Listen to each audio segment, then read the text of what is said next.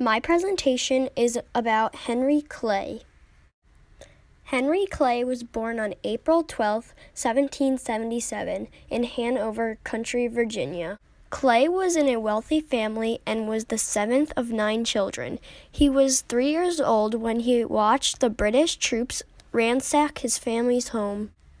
Henry Clay attended college at William and Mary, where he learned to become a lawyer. He was the leader of the Whig Party and 5-time unsuccessful presidential candidate.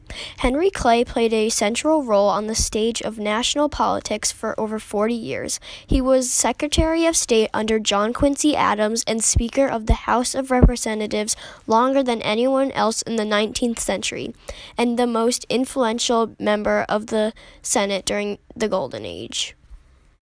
Clay studied law and was admitted to the Virginia bar when he was 20 years old. Shortly after, he moved to Kentucky, where he became a successful lawyer. After he was settled in Kentucky, he married Lucretia Hart, the daughter of a wealthy Lexington businessman, in 1799. The two remained married for more than 50 years, having 11 children together.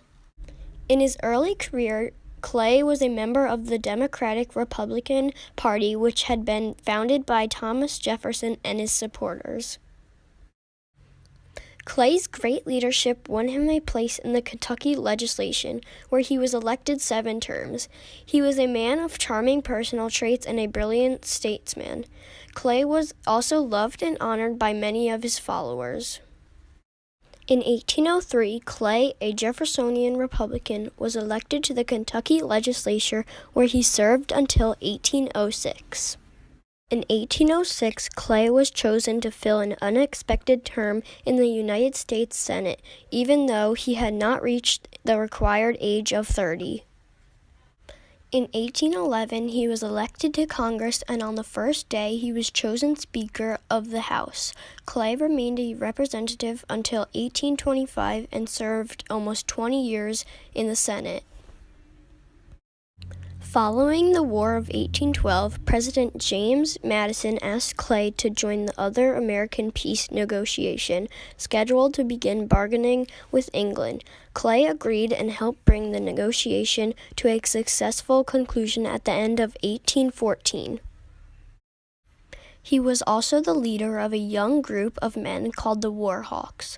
They favored war with England in order to gain new territory for the United States.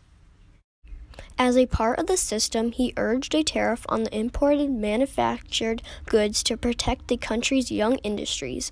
The tariff also gave the United States government funds to pay for the second part of the American system, internal improvements.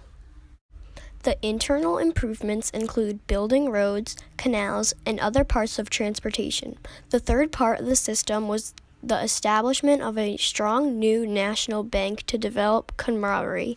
In 1816, Clay helped fund the Second Bank of the United States. Clay saw the future greatness of his country.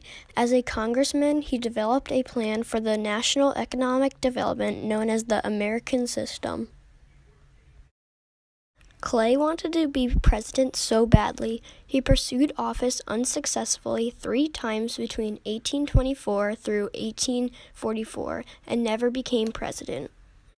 Clay was the author of the famous saying, "I would rather be right than president."